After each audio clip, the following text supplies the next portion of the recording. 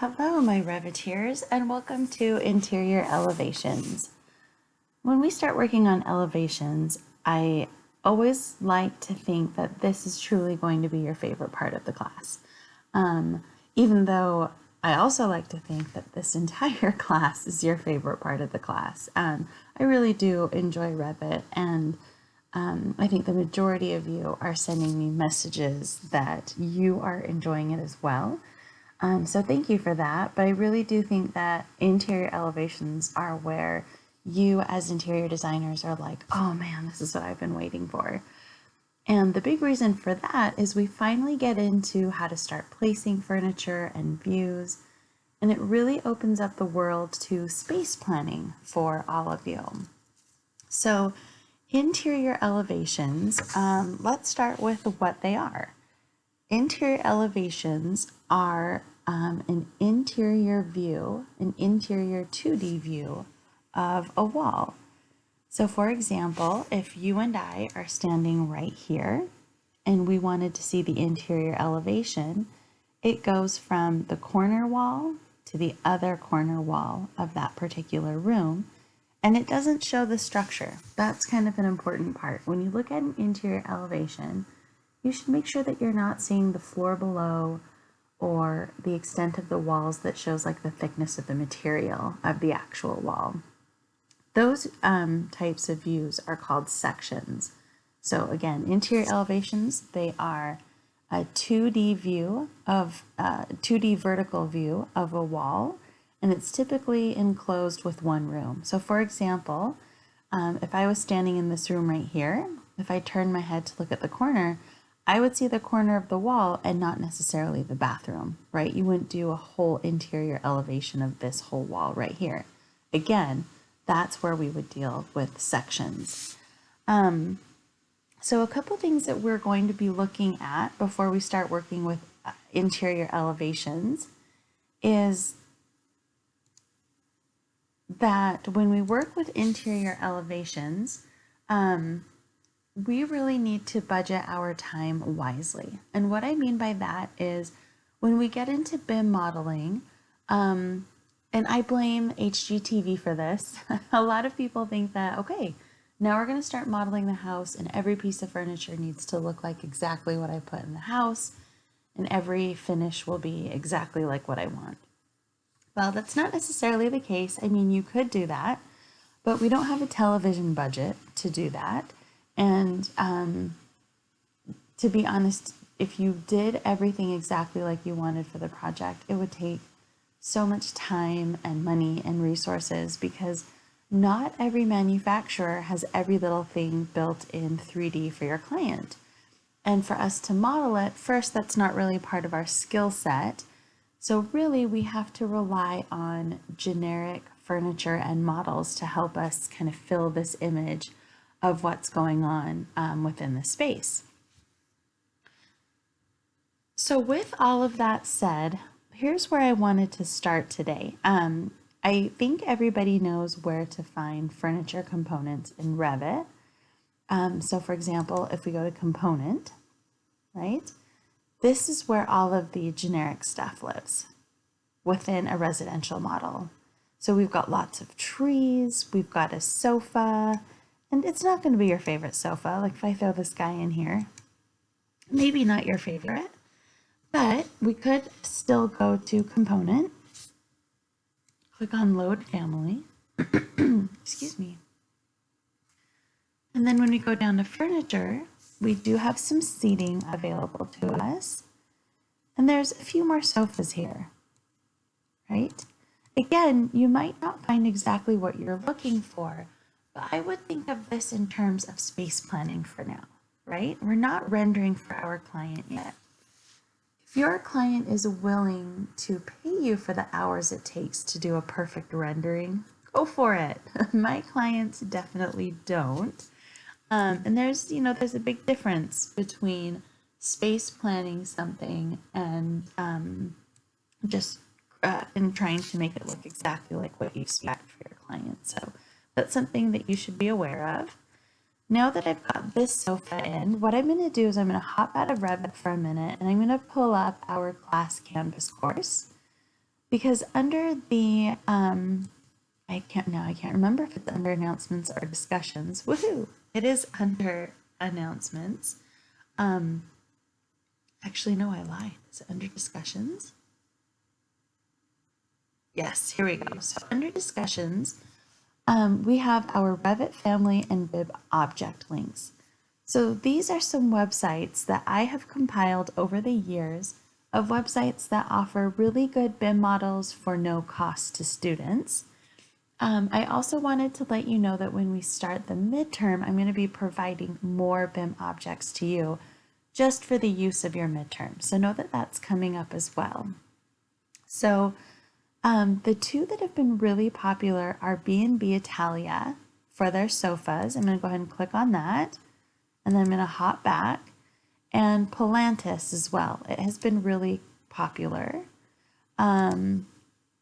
Students have also been, I've also recommended Sub-Zero for their really fancy refrigeration systems. So I'll take you through some of these. So let me start with B&B Italia. With any of these websites, I just wanted to let you know that we're subject to whatever these companies give us, right? We have to be willing to dig around and do some work for what we want to get. Sometimes it's not very intuitive or straightforward to get these models. So bear with me. So for example, these sofas, I'm just going to warn you now, you might find one that you totally fall in love with, but they might not have the BIM model, right? They might have the CAD model, but not the BIM model. Let's take this one right here. I can't say that this early. The Autuum? Let's say that's what it's called.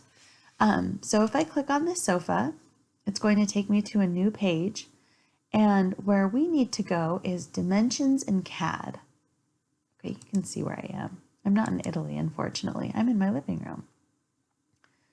And what it's doing is it's showing us all of the different pieces that make up this sofa, right? Look at all these different pieces that you can put together to make a custom sofa. I'm going to keep scrolling down to see if I can find like the biggest. Oh, look, here we go. Here's a large composition. I'm going to go for this one right here, the OT008. Now, I wish it was as simple as clicking download. Not quite. And here's one thing. Do you see where it says select? You can grab a couple of them and try to download them to see what it does. So I'm going to click on download. And then in this file here,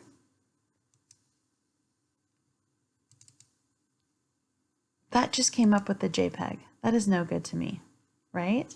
That's no fun. So what I need to do is find one of these that actually has the BIM files in here. So sorry, these are the technical drawings.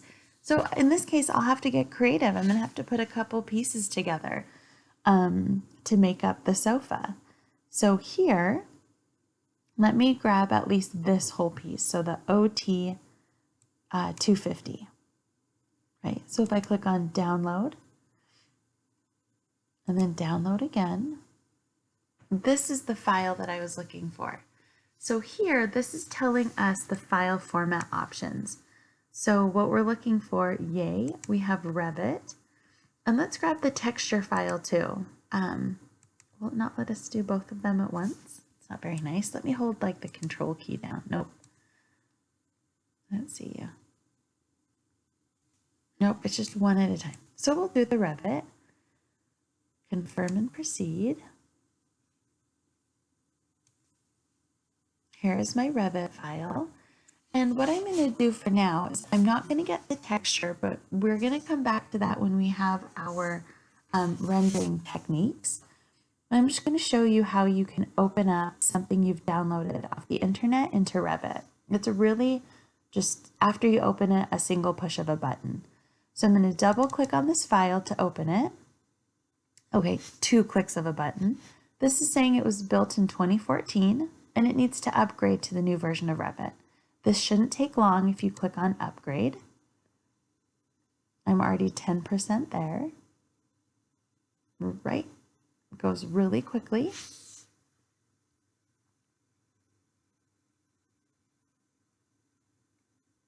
Okay, so here's my sofa. It's a black sofa, so that's why it doesn't necessarily look great. Let me change this so that it's hidden line. It was shaded before. So when I had it on shaded, it was really dark. Oh, it's not so dark now. Who knows what it was on? But this looks a lot better already. Now, I said that pulling it into your model is really just as simple as clicking one button. The one that I'd like you to use is load into project and close, because what that does is it actually closes this new file that we've opened that contains the sofa. So I'm going to click on load project and close. Oh, lovely. Okay. So I'm going to close that. Thank you, Revit. That's exactly what I need. All right. And hopefully you can see up here in our project browser, it did close the sofa. And what it's doing now is it's just waiting for me to place the sofa in the model. So just like we did with windows and doors, if I hit spacebar, it rotates it around. Or as soon as I click, it'll place it within my model. And it's waiting for me to essentially say, okay, I'm done. I only need one sofa. And when we're done, we just hit escape twice to get out of there. So that's how you place an object within the space. And actually what I'm going to do is I'm going to jump ahead and just show you guys how to put in the interior elevation view so that you can see how to get started with this. So if we go up to view, we do have an elevation button. I just clicked on it. Let me do that again slowly. I did that really fast. So view, elevation.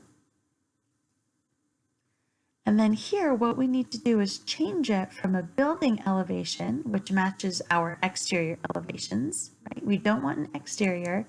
If we pull down, we can pull an interior. And interior elevations allow us to do more than one view. And I'm just going to place it here in this living room area. And I'm going to hit escape a couple times. And what we need to do now is this time it gets a little bit picky. You need to hover so that you can actually select the circle. And then once you select the circle, these check boxes pop up that let you turn them on so that you can see all of the different views of this interior elevation, right? So now that we have these elevation markers, there's a couple things that we can do. The first thing is if we go down to our views, we should be able to start seeing one that says interior elevations. And if I hit the plus sign, here's where all of those went. Now what I can also do is, for example, if I want to see the view with my sofa, if I double click on that arrowhead, it'll take me right to that view. So can you see that it's just showing me the room? It's not showing structure. Here's that sofa. Here's the wall beyond with the door. And actually even a little bit of the window is being shown, like the case of the window is being shown. If I click on the sofa, if I go back to my main level, I don't click on the sofa, sorry, I should say that better. If I select the sofa, it also grabs it. So hang tight, I'm going to be right back, figure out what's going on with my licensing, and I'll see you back in just a moment.